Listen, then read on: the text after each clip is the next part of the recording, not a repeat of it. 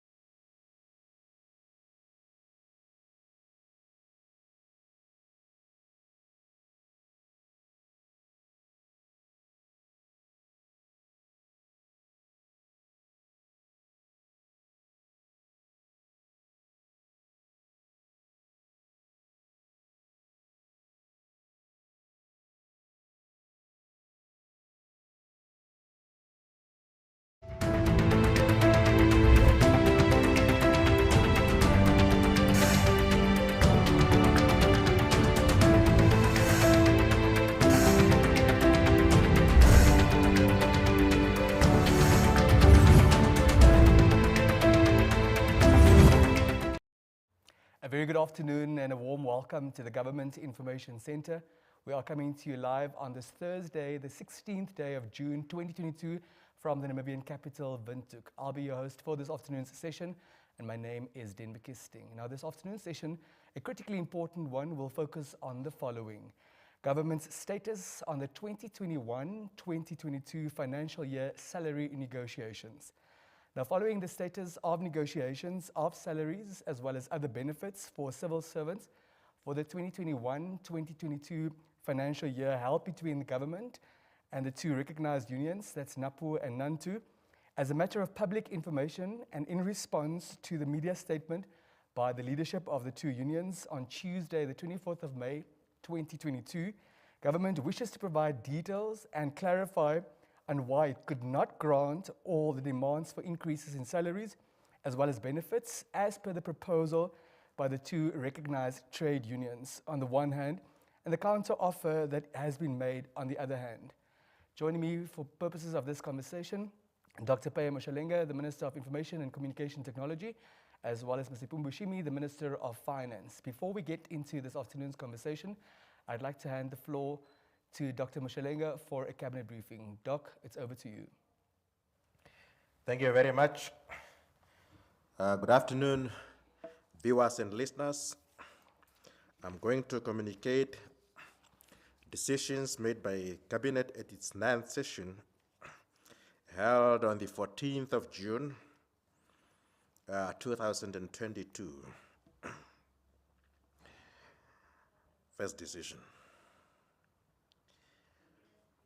Hosting of the Africa Public Service Day 2022.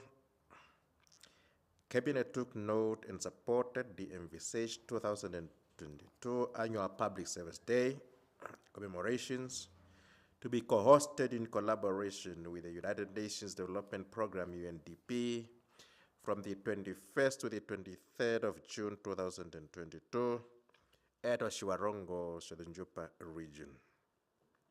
And Cabinet urged the offices, ministries, agencies, regional councils, public enterprises, and local authorities to attend the 2022 Africa Public Service Day celebrations.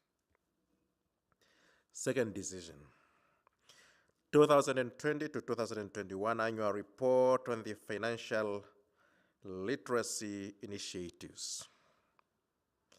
Cabinet took note of the Financial Literacy Initiatives Annual Report and authorized the Minister of Finance to table the report in the National Assembly and issue a parliamentary statement on the said report.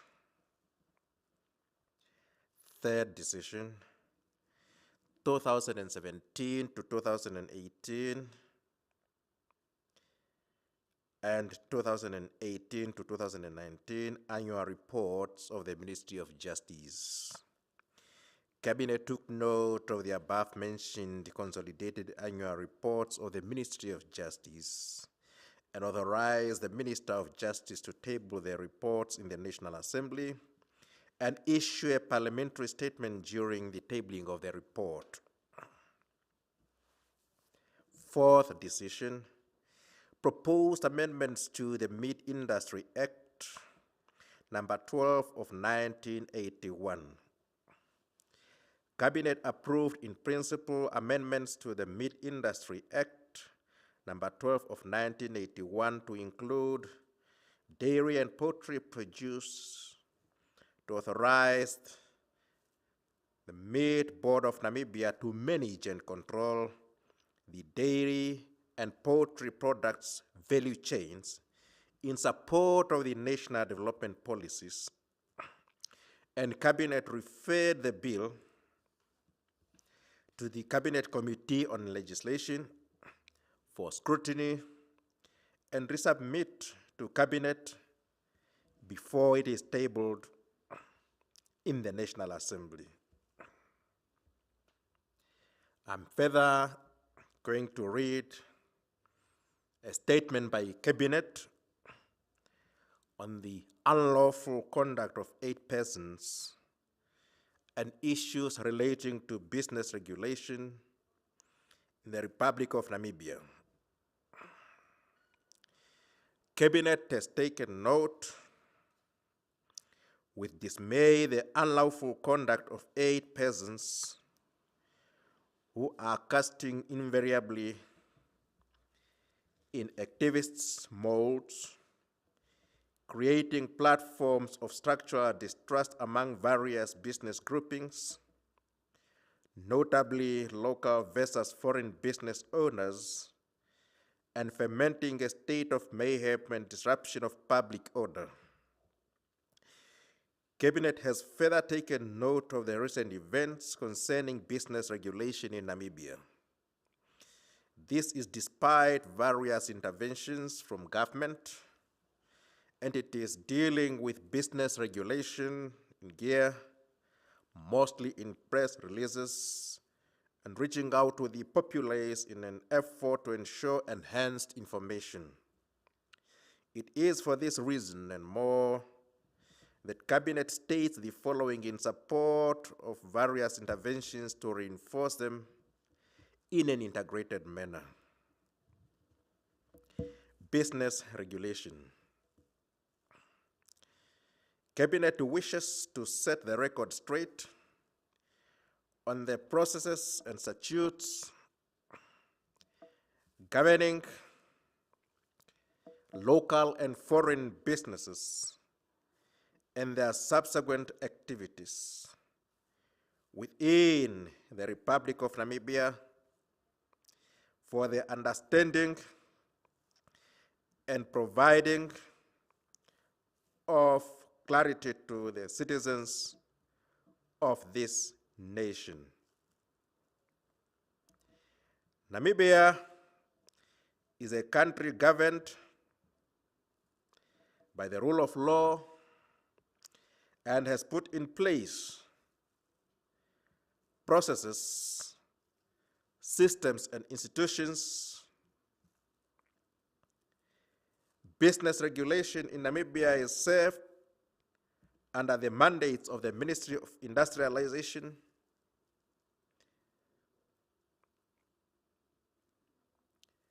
Ministry of Labor,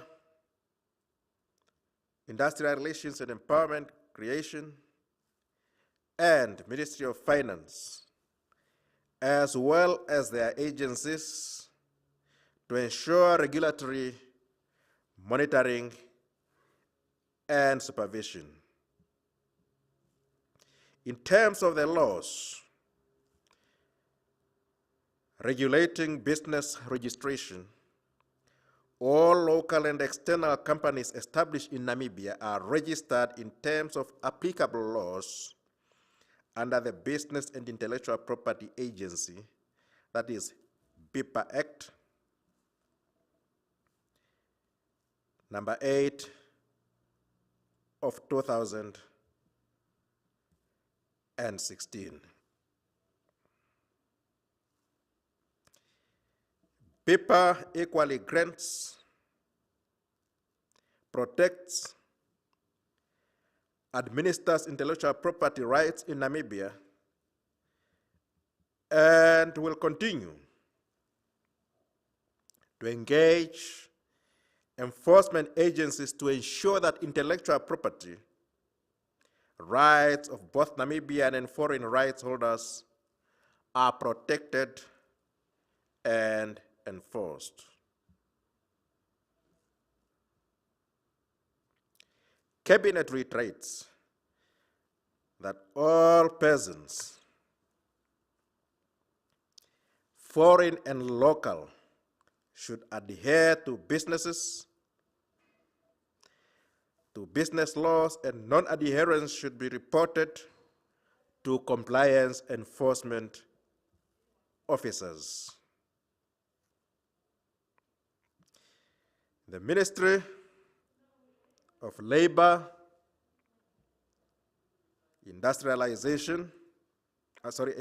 Relations and Employment Creation, through labor inspectors, has adequate powers as provided in the law to ensure adherence to workplace compliance optimization.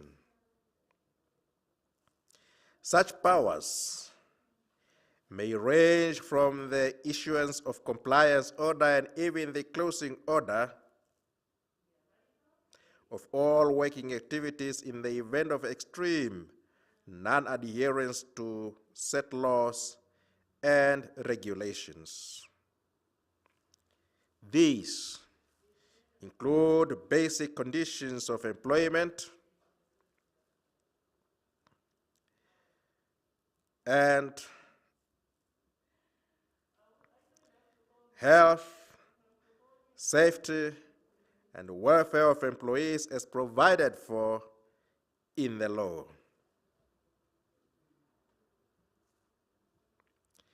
There are other business regulations that ensure technical inspections, such as food safety and environmental protection, that also aims at ensuring compliance to safeguard the public good. This tends to be fragmented among many other governmental institutions as per their mandate. To further refine business regulation, the draft Namibia Investment Promotion and Facilitation Bill introduces business inspectors and market compliance officers under the Ministry of Industrialization and Trade. Business inspectors who are to be appointed by the Ministry of Industrialization and Trade, and we have full responsibility of enforcing the laws, are to focus on key gaps, such as ensuring general market inspection, like inspecting retail products for labeling, unwholesome and dented cans, price tag enforcement and investment law enforcement, to ensure protection of sector reservations for local and performance agreements as required by the law. It is therefore incorrect and misleading to suggest that there are two separate laws regulating foreign and local businesses in Namibia. Further, there exists no attempts by the government of the Republic of Namibia to seek support or elevate foreign business at the expense of local businesses. Any person who is found to be wanting in this respect will be answerable to the law. Namibia Revenue Authority. Cabinet further wishes to highlight that Ministry of Finance and its agency, the Namibian Revenue Authority, do not ensure the administration and management of the national tax management system, but also regulate broader issues such as counterfeit consumer goods. Counterfeit consumer goods are goods often of inferior quality, made or sold under another brand without the brand owner's authorization. Traders in such goods infringe on either the trademark, patent, or copyright of the brand owners by passing off its good as made by the brand owner. The destruction of counterfeits is a routine regulatory activity, and it is not an attempt to target local businesses in both informal and formal sectors of the economy, but is applicable to all businesses, whether for local or foreign persons. Cabinet would like to assure the Namibian public that business regulation is aimed at fostering a coherent and optimal business environment to ensure and improve compliance as well as positive outcomes. Business regulation should therefore never be seen as an exercise focused solely on detecting violators and having a punitive bent. Cabinet condemns in the strongest terms the activities of inciting the public to resort to riot, closing down business premises, outward breaking of laws that governs this nation, creating inherent confusion, and mayhem. Cabinet further reiterates its call for all business owners, whether local or foreign, to adhere to the governing and operational legislation of the Republic of Namibia with no exception. Accordingly, the Namibian government will not tolerate any business person, whether local or foreign, who will disregard the laws governing our republic.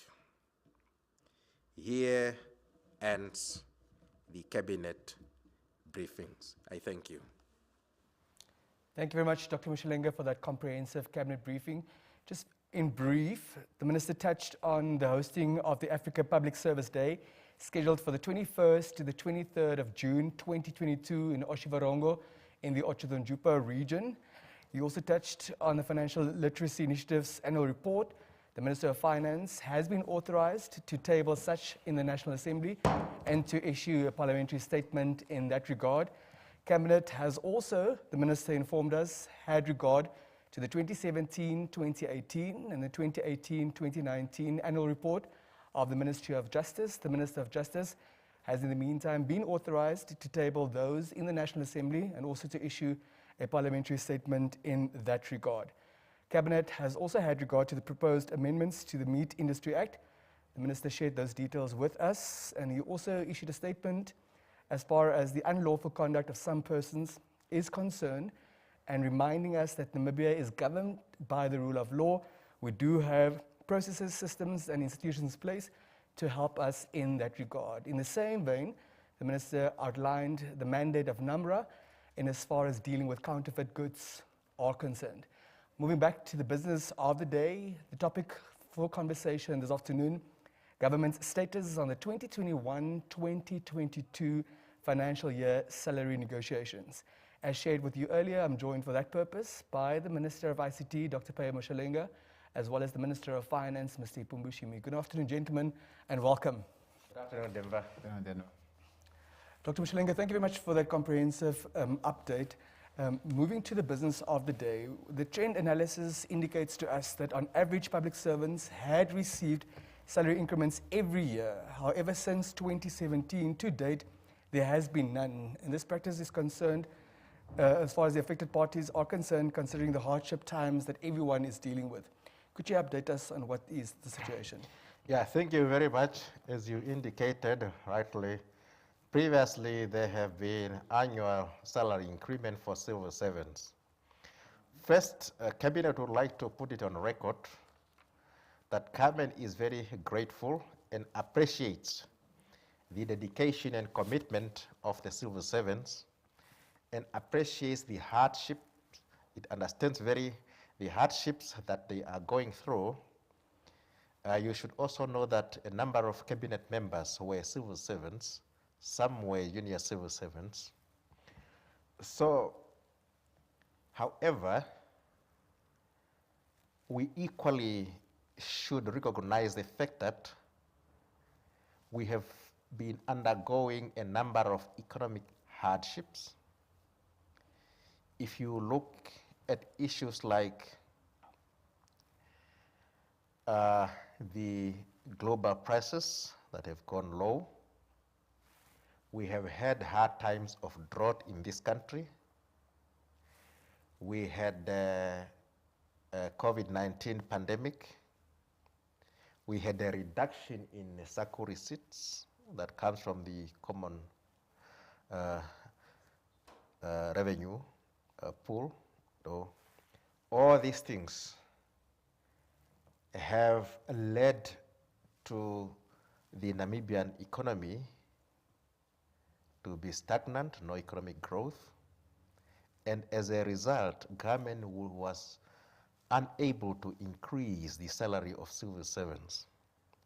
But you would recall that during the time when the economy was doing well, government was able to increase salary of civil servants even above the inflation rate.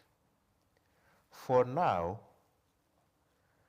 instead of having this annual increment, despite the economic hardships that government is experiencing, what we are concentrating on is to ensure that we guarantee the salaries of our civil servants. As they stand. As they stand. There are no months that we have failed to pay salaries. And we ensure that we do not retrench civil servants as it happened, for example, in the private sector. So under these economic hardships, that is what we have been able to maintain. Thank you, Doc. Thank you so much. Before we give an opportunity to the man that wears the purse, while you have the floor, Doc, I think it's important to take one slight step back. Remind us when these negotiations between government and the two recognized unions actually began. And also, if you can, highlight the difference between what is being demanded and what is being offered by government. What exactly is the bone of contention, in other words? Yeah, well, these negotiations came from last year. The bone of contention currently is the differences. For example, now government made an offer of 334.9 million. That is now to add to the current government expenditure that we have. That is now to cater for the housing allowance, increment in the housing allowance, increment in the transport allowance of the officials below management. Now, what the union were also asking, where we differ, was now in the increment of the motor vehicle allowance for management cadre, as well as their kilometer costs. So we believe it is better to increase the transport allowance of the lowly paid civil servants to at least have some impact on their pulse, and rather leave out the management header.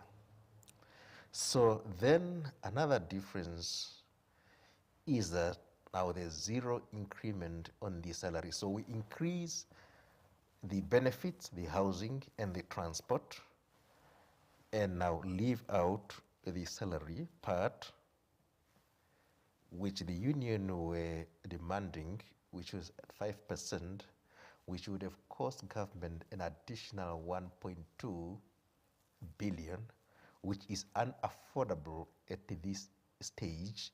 Otherwise, you will then end up unable to pay salaries for some months, as I was indicating. Thank you, Doc. Thank you, Doc. Mr. Shimi, you have an unenviable task. I think there's no doubt about it. And to strike a balance between meeting the demands halfway, bearing in mind the cap on the resources at government's disposal. And Dr. Mshilenga touched on it already, but help us juxtapose what the impact would be on the state coffers if government were to entertain the demands of the recognized unions versus meeting the demands halfway in the manner that government thinks it is able to at this particular stage. Absolutely. Thank you, Denver. I think the Honorable Minister, Dr. Mshilenga, has already painted the picture as far as the economic situation, the economic difficulties that we are experiencing since 2016, and he has actually narrated the events that took place that led to that situation. Now, what will be the implications if we're going to say yes to a 1.2 billion?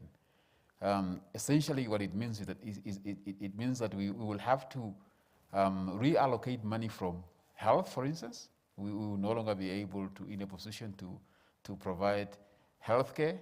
The expansions that expansion program in terms of improving the health facilities that government has been undertaking over the last few months, that will stop.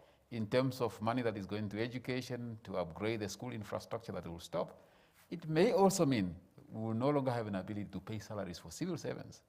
But also, more importantly, it may also mean that we may not have money to pay for the old age pension. So all those things will have implications that are going to create difficulties for more Namibians, and it's also going to create difficulties for the economy to recover.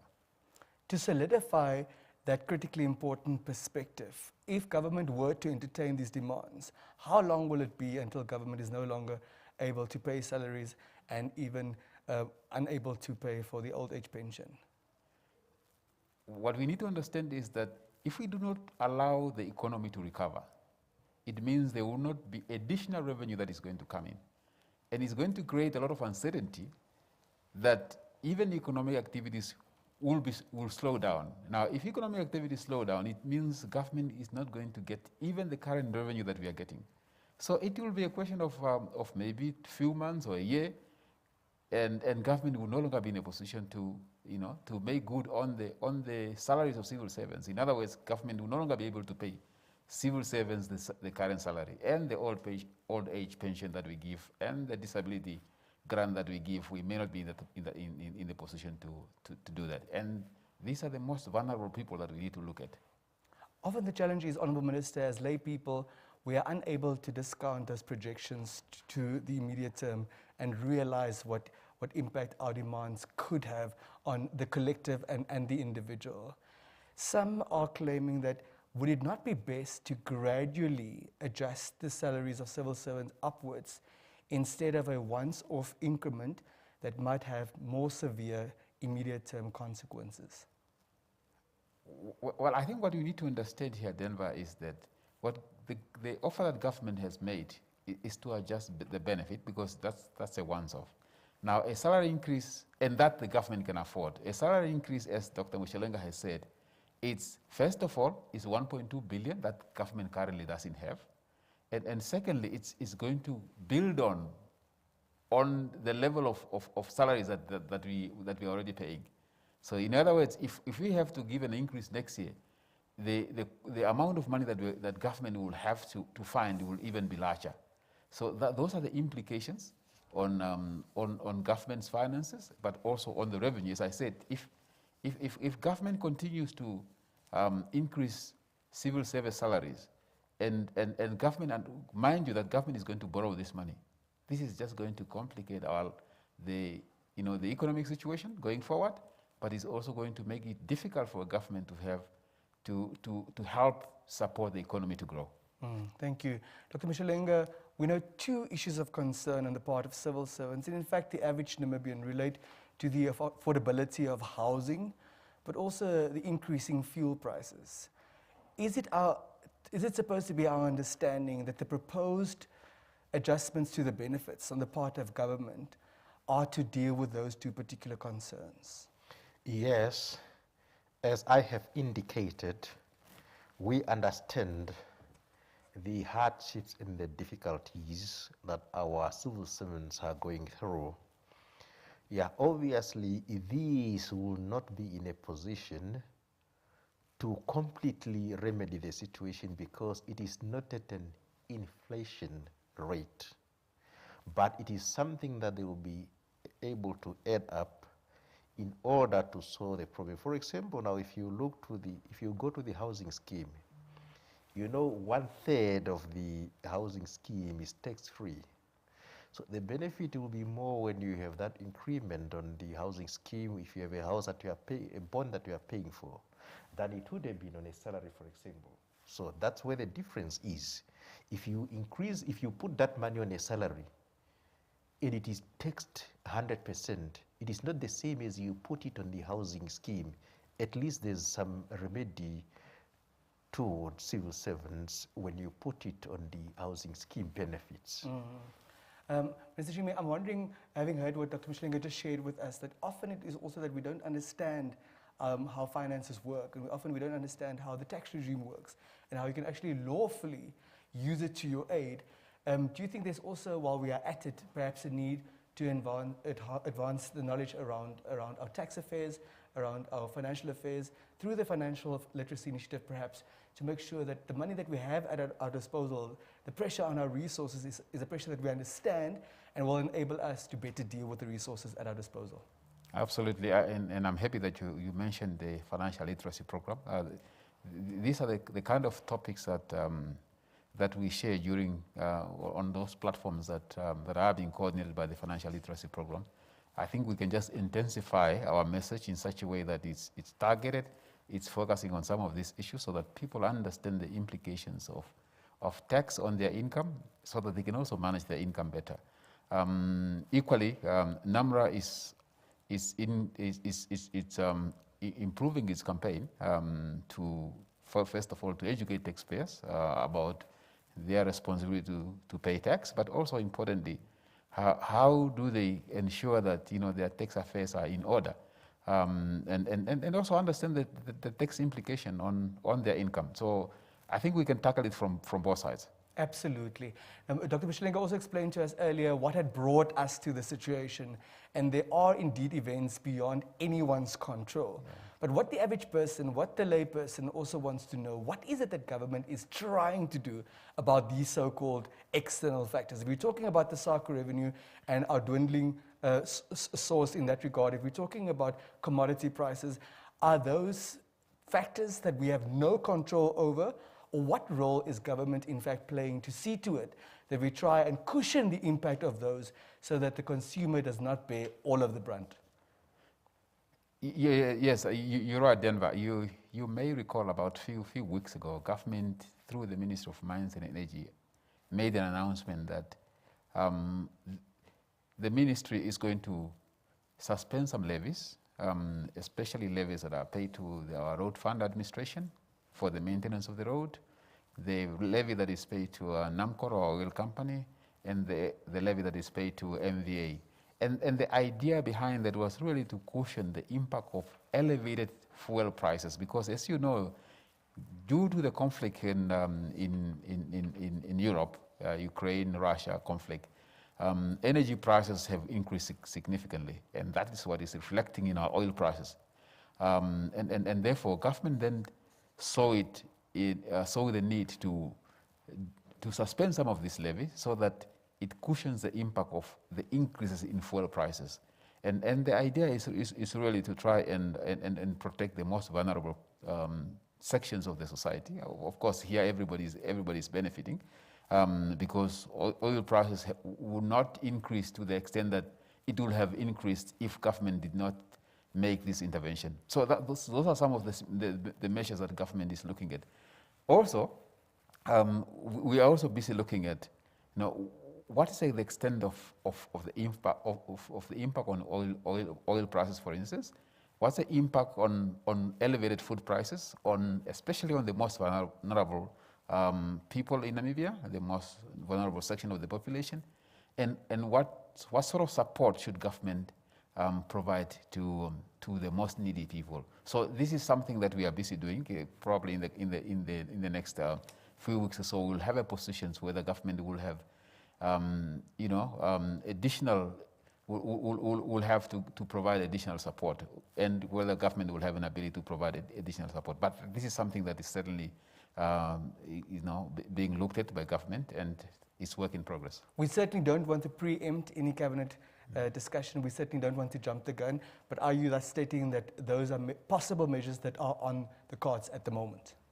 What we are sharing with the nation is that government is looking into it as to whether government will have an ability to provide further support. That has to be assessed. Very well. Yeah. Should you want to participate in this afternoon's very important conversation, if you perhaps have a question for one of the esteemed panelists, the number to dial in the Namibian capital, 061 400 397, 061 400 397. You may also post a question on the Facebook page of the Ministry of Information and Communication Technology. And if you follow the MICT Namibia YouTube channel, you can also engage us on that platform. Please keep your contributions brief and to the point and always respectful. Dr. Moshelenga, I know you've said it, and Mr. Shimi is also concurring with it, that government understands the plight of the people. Government is fully aware of the hardships that everyone endures. Cabinet comprises former civil servants who've been part of this journey for a long time. But the average civil servant hears that, I want to believe, but still wonders, how does my employer, how does government expect me to render an efficient and effective service to the Namibian nation, yet I'm unable to make ends meet with the resources paid to me in terms of remuneration for such expected, efficient, and effective service. What do you have to say for them? Yeah, as I have said, it is not that government does not want to give an increment to the salaries of civil servants, but that government is unable to. And if government is to stretch itself, we will incur further debts, you know. Already our public debt is very high, and we are thinking also the future generations. We do not want to perpetually increase debts, and we will be unable to pay people, we will be unable to also service our debts to our creditors. And what we do, we plead with our civil servants to have an understanding. And as I said, it's not that all is lost. We have come up with an offer to at least increase some housing and transport benefits. One would imagine this is an ongoing conversation. What would need to happen for parties at both sides of the spectrum to find common ground? Because that's ultimately the pursuit. Yeah, the parties ideally should reach a consensus. You know, consensus is the best thing to do, taking all the realities into consideration. It does not help. It will be very dangerous to demand what will drive this country into a deep end. Thank you, Doc. We have our first caller this afternoon, all the way from Otapi. Good afternoon. Yes, how are you? I'm doing well, thank you. How are you doing? Good, good. Please go ahead. My question goes to the Minister of Finance. Please go I ahead. want to find out. We've unfortunately lost that caller. Please also ensure that you switch off your television set in the background to avoid any confusion. The number to dial in Windhoek, 061 400 397. 061 400 397. It's also appearing on your screen. Please be patient, keep your contributions brief and to the point, and always respectful. Mr. Shimi, Dr. Mshilenga also spoke about our public debt. Whilst striking this balance, we are at the same time geared to fiscal prudence as well as continued consolidation to ultimately, hopefully, stimulate economic growth. How are we coping with all of that? Because it's quite a big burden on government. Yes, let me first start with, I think, where Dr. Mshilenga left off. I think it's important for us to realize that it's not only public servants that are facing this challenge. I think all of us are facing these challenges. You know, the old age pensioners have not received an increase for quite some time. And the old age pensioners are probably in a worse situation compared to public servants. So many other Namibians have lost their jobs. They don't have a table, bread on the table. So all Namibians are facing this situation. In fact, worldwide, everybody is more or less facing these difficulties. So they are not alone. We sympathize with them. I believe Dr. Mshilenga can also tell the nation that even the ministers have not received an increase for quite some time. So it's not only public servants. So all Namibians are actually sharing in this pain. And therefore our plea to our fellow Namibians, the civil servants, is really to say, let's allow the economy to recover. Let's share in this pain because all of us are sharing in this pain. Thank you. And if we don't share in this pain now, and if we are going to find money to increase the salaries of civil servants, it means we are going to borrow the money. I'm coming to your debts. Yes, can we just park that thought for a moment? Yeah. We have a caller from the Orongo region on the line. Good afternoon. Good afternoon. Yes. Yes. Are you able to hear us? We can hear you. Do you have a question? Do you have a contribution? Yes, I do. Please go ahead. I want to contribute on afternoon. Yeah, please switch off the device in the background. I actually contribute on your discussion. Can you hear? We can hear you clearly. Please go ahead. Keep your contribution brief and to the point. I agree with the subject on the subject of the fact. You see, that if he is that, maybe the does not love much. There does, my apologies, there does seem to be a challenge with the line. We only hear you intermittently. Are you able to hear us clearly? Yes, I can. Are you still there? Yes, I can. Very well. Just keep it brief and to the point, please. Yes, what said, if he says that he does not have money to give, but all benefit, I don't understand. Should the government give the salary? Are they not going to, the salary is not going to be a tax? Thank you very much. Am I allowed to help you before we allow the ministers to respond to your question? Are you asking why would it be possible for government to adjust the benefits but not adjust the salary? Where would that money come from and what impact that would have? Is that what you're asking? Yes, sir. Thank you very much. Please tune in to your device. It is a question that was dealt with during our conversation earlier, but I'll ask for the indulgence of the ministers. Would you like to add anything else briefly? I can't think. Thank you very much for your contribution this afternoon. Doc, would you like to take it?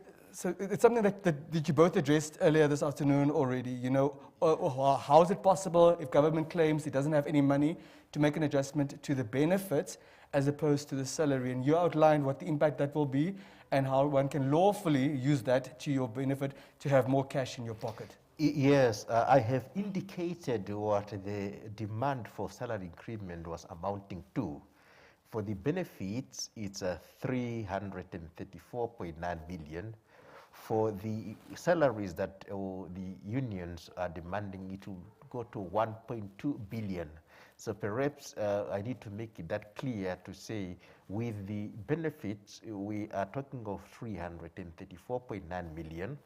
Now, we also now differ with the union on how to distribute this because in their proposal, it was to be shared between persons below management cadres and those in the management cadres, but government structured in such a way that let it benefit only those in the low management in terms of transport allowance and let management cadre be left. And when we talk management cadre, we talk of deputy director up to executive director, because those senior persons, their salary structure is not like of the junior civil servants. It's just like, as the minister said, that ministers actually for a longer period, more than civil servants, have had any salary increment or any benefit increment whatsoever. Thank you very much. Mr. Shumi, perhaps what the caller also wanted to know is where's government getting the money from even for that? Well, I think it's a question of availability. We're not saying that government does not have money for basic services. Dr. Mshalenga has already pointed out that government is able to pay salaries at the current level, but it's not able to afford a 1.2 billion. And I think that's the difference that we have to see. Here is a 334 million that we have to find versus a 1.2 billion that you have to find. So affordability, yes, a lower amount can be afforded. Although we are in economic difficulties, we appreciate the work of our civil servants, and therefore we want to meet them halfway. Thank you. With an amount that we can afford. Thank you very much, sir. And perhaps also just to add that the situation in which we are is not unique to Namibia. If you look in the region and globally, these economic conditions have affected everyone. If you ask all over, these are the hardships that even our neighbors are going through. Thank you, Doc. We have Kennedy all the way from Ongwediva on the line. Good afternoon. Good afternoon, sir. Yes. Yes, I would like to make my contribution. Please go ahead, Kennedy. Yes, firstly, I would like to ask a question to the honorable ministers. Can they be straightforward to the public or to the civil servant? When do they think the government will be in a position to either increase the salaries of civil servants, or when do they think this problem will disappear or go away? Then my contribution is that they can also think of other options, like either doing reductions on the taxes so that some little money or amount can come from the tax to the civil servant. Can they use those options as well? Can you, just as far as the last option is concerned, are you talking about taxis, namely public transport, or taxes? I'm talking about the taxes that the people are paying on their salaries. Thank you. Thank you very much for your contribution. Okay, thank you. That's perhaps the question on everyone's mind. When will all of this come to an end? When will we be able to finally breathe again? Honourable Minister, but thank you very much for your contribution, Kennedy. Let's give the ministers an opportunity to respond. But the fact of the matter is, Mr. Shumi, does anyone even know? Absolutely. I think that's a challenge. The challenge is that we all hope that the conflict in Europe ends, so that energy prices can come down again. We as a government, we are working very, very hard to try and revive the economy. You have heard us about talking about the diversification strategy, to prop up agriculture production so that we can get more growth, so that we can get more revenue. You have heard us about talking about energy, especially in the area of green hydrogen, renewable energy. So all these are efforts that are trying to grow the economy, to support the economy to grow, so that when the economy grows, government will be in a better position to afford a salary increase, because it means more revenue. So it means all of us Namibians, first of all, we must give the economy a chance to recover, and secondly, it means we have to work very, very hard to ensure that the economy is supported, the economy is diversified, the economy can generate more growth and more revenue. The caller also talked about maybe instead of, if we cannot give a salary increase, can we reduce taxes? I think what is important to understand is that government revenue or government income comes from taxes. If we are saying government has no ability to pay salaries, it also means government has no ability to reduce its revenue.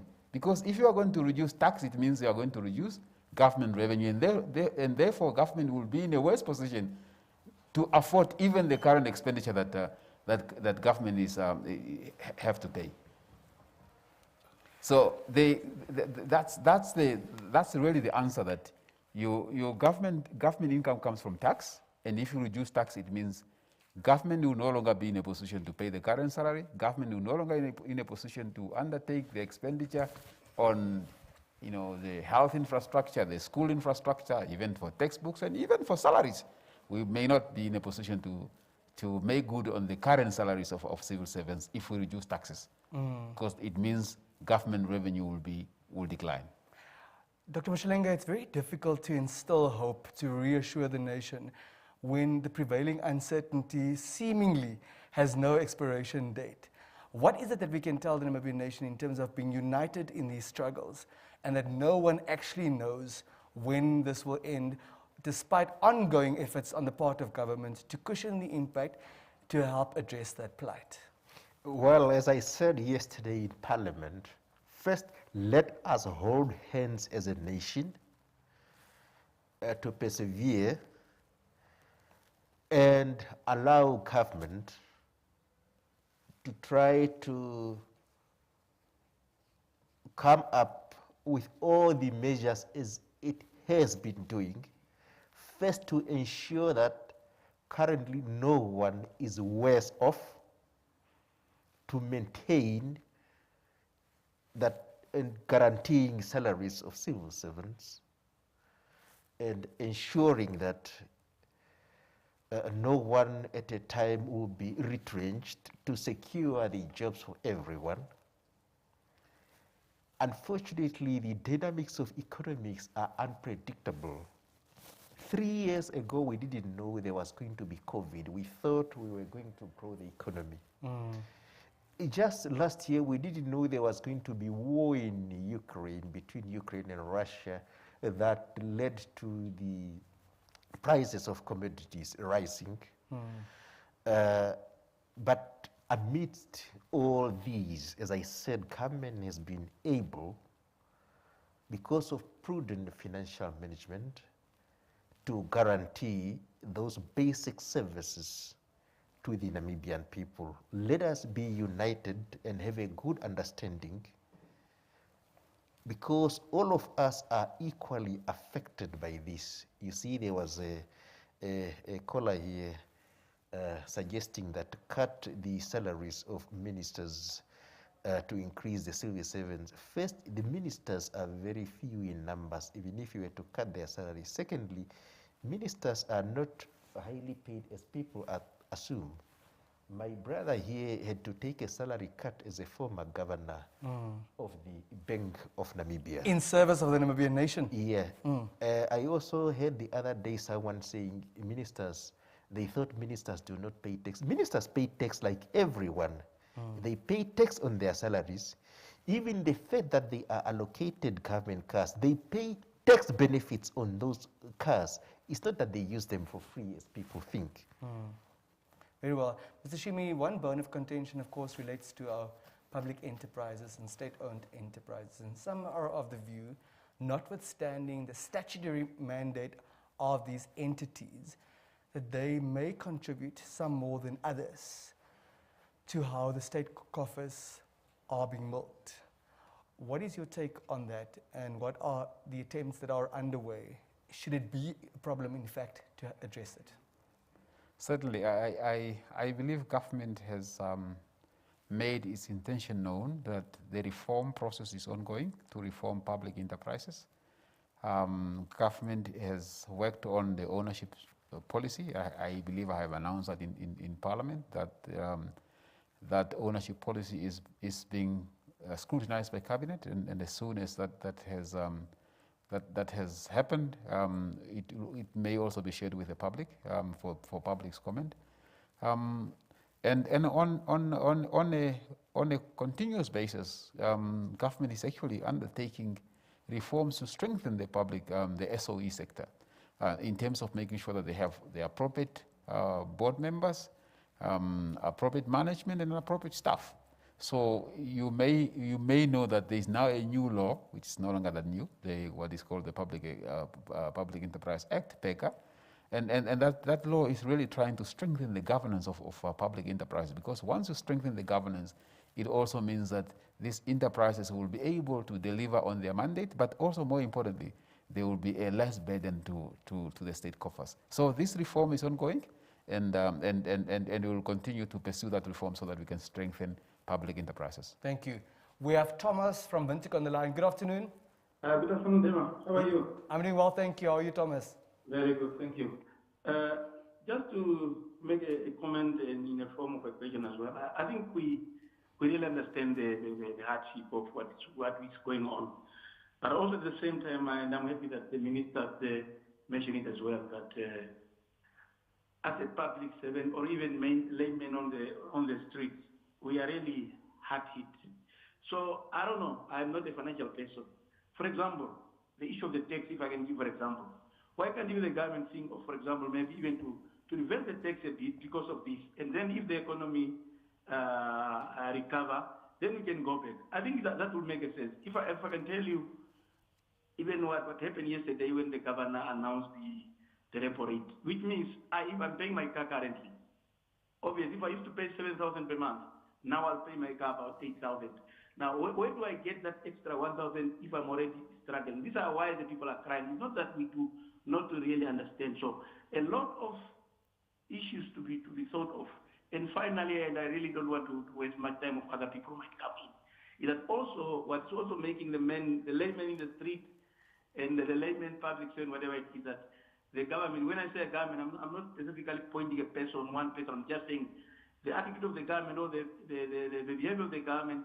Some people do not see that really there is no money. Why I'm saying so? And I'm saying this with due respect. I'm not disrespecting anybody, neither do I disrespect. Yes, Thomas?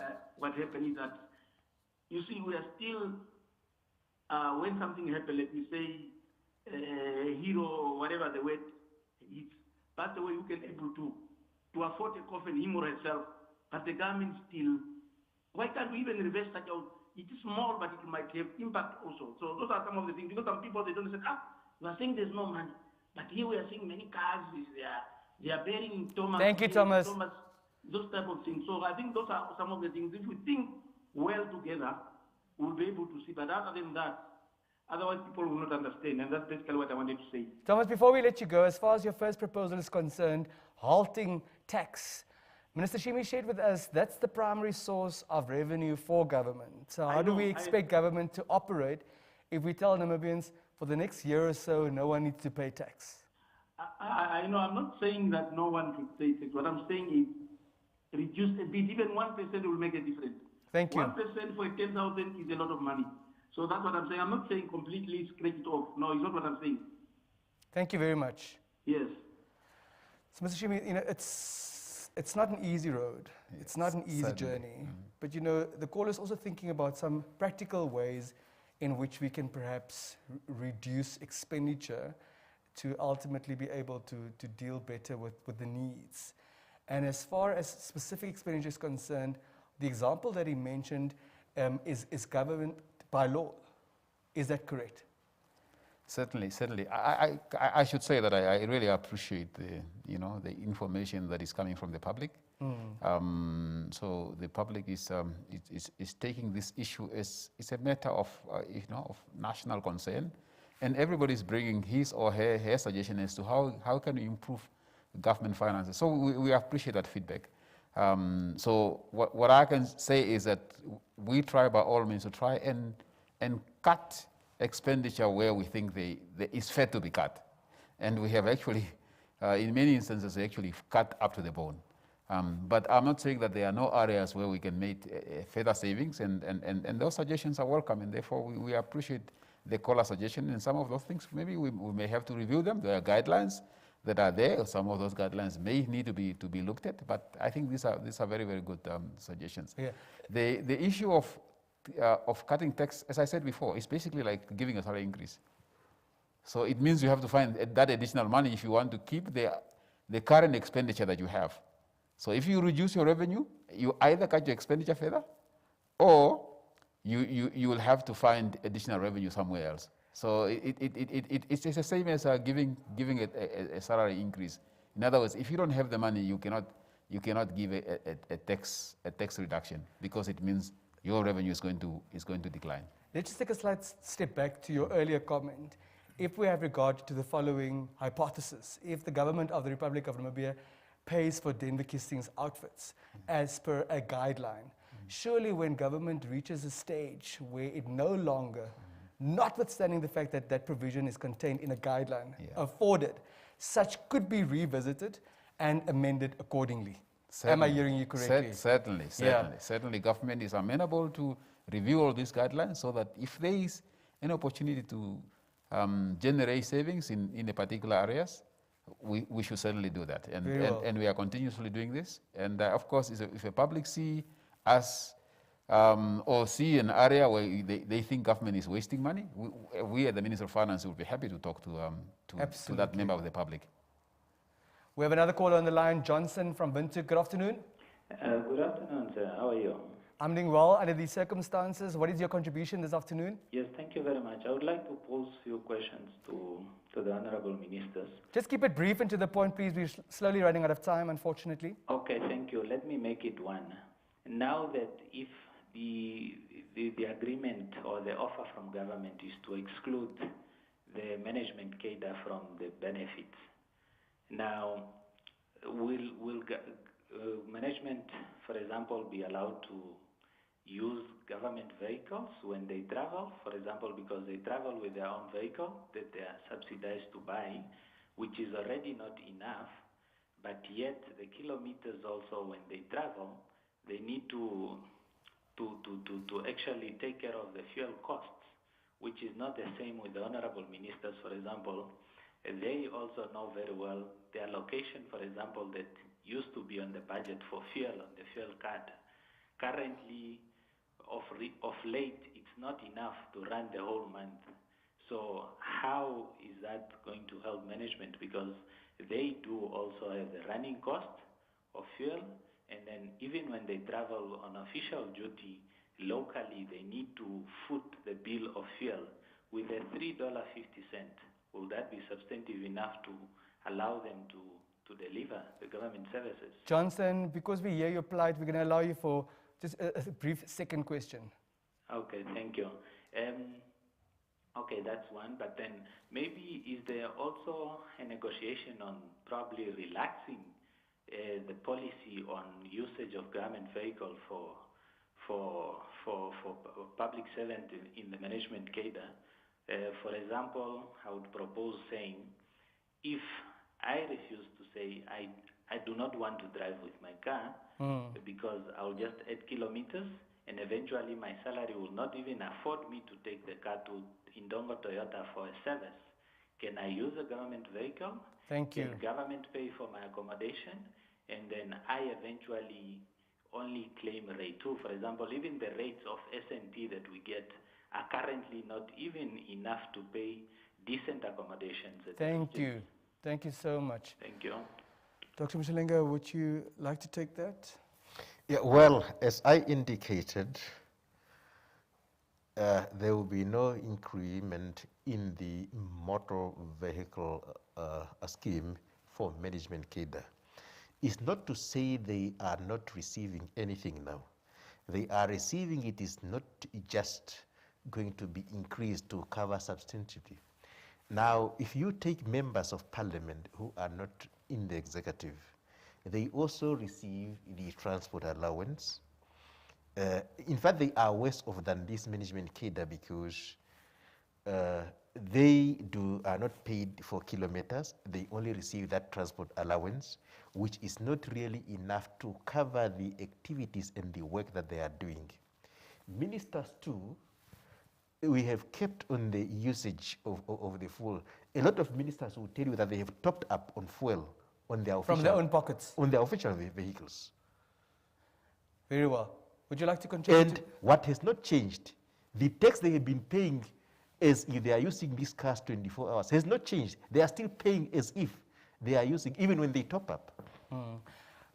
Part of the awareness raising that we spoke about earlier, Mr. Shimi, one social media user raised the following, and that's a classical layperson's perspective. My salary that I get from my employer gets taxed. If I take that money to go buy groceries, that also gets taxed. So that the average person doesn't understand, so how often do I get taxed? Why is once not enough? And how these different systems work and why they are necessary and what ultimate purpose they serve. The only thing that the consumer feels, I'm being punished left, right, and center. The little money that I get after my employer has taken tax to give to government, I still get taxed when I want to buy groceries just to survive. What do you have to say to them? The principle I think that we have to understand is that those who are considered not having an ability to pay tax don't pay tax. That's why there's a tax threshold. If your income is below 50,000 a year, you are not expected to pay tax. Income tax, yeah, personal income tax, because you are considered to have a lower ability to pay tax. But anybody who has got an income above that, we expect you to have some ability to pay and share that tax with government, because this money does not belong to government. The tax that government receives is what we use to build roads, is what we use to build schools, is what we use to pay for doctors and buy medicines. It's for the whole nation. So if you have an ability to contribute to the health of the nation, so to speak, because if we buy medicines, we are investing in the health of the nation, then it's your civic duty as a Namibian to make that contribution. So what are you saying to the layperson who wonders, okay, income tax is fine, I can understand that, yeah, but where does this value-added tax come from? Why do I still need to pay other forms of taxes? What purpose do those serve, and where does that money go? How is that money used? Yeah, it's the same argument. The money that we pay in the form of VAT, it's again for the basic services that government provides: schools, health, education, police protection. So that's where the money goes. But again, I also want to point out that some of the basic commodities are zero rated. In other words, there's no VAT on those. Yeah, things like bread, for instance, because the argument or the thinking is that these basic commodities, even the most poorest people should be able to afford it. So let's not tax them. So any other things, we believe that if you are going to buy, for instance, an electronic product, so then you should have some kind of an ability. You are no longer that poor to be able to afford it. And therefore, you should have an ability to contribute to the running of the state in the sense that, you know, investing in health, investing in education, and. Thank you. Thank you. We have Austin, I believe, from Oshakati on the line. Good afternoon. Afternoon. Yes, Austin. How are you? I'm doing well, thank you, Austin. Please go ahead with your contribution or your question. Yes, it's straightforward. If the government cannot deduct, if the government cannot give salary increment or able to deduct the taxes, why then they cannot try or look at the bonus that the civil servants normally get? Maybe they could reduce or not completely to deduct the bonus. Is that question clear? Yes. Just one moment. I just want to check with the ministers. Is that question clear? Of bonuses. I think he's asking to say why perhaps is the bonus still deducted. The only deduction that comes from the bonus is the tax. And as the minister was explaining, by law... Yeah, just one moment. Is that your question, Austin? You want to know why is the bonus component still taxed? Is that your question? Yeah. Thank you very much. Please tune in and we'll allow Dr. Mashalenga to respond. Yes. By law, all incomes are supposed to be taxed. And as the minister was saying, government gets its revenue from taxes, from nowhere else. Largely, tax comprises a larger part of government revenue. Now, if you reduce taxing bonuses, we have about 105,000 civil servants. Now, if you just, and each one receive a bonus once in a year, if you just now reduce that, imagine, because obviously those 105,000, if each one was to pay only a tax of $1, it already takes you to 105,000. But I'm sure each one pays over $100 on that amount. Now, you imagine how much government is losing. It is millions and millions. Is government able to afford that? Does it help them to reduce, not to tax, or does it help them not to tax the bonus? And at the end of the day, as government, you will not be able to provide food to patients in the hospitals, to kids in schools. Does it help? Dr. Mashalenga, you earlier shared with us very openly that if the two parties are not to reach common ground, it could give rise to a very precarious situation. Why is it important that not only the two parties, but also members of the unions take note of where we are at, take note of the efforts that are underway to alleviate the pressure, to deal with the situation as the resources best allow, in order for us to move forward, hopefully to a situation where it will in future be possible for government to honor some of the demands? That's why in my earlier statement I said, let us as Namibians, all of us, hold hands to ensure that at least we are able to maintain what we have.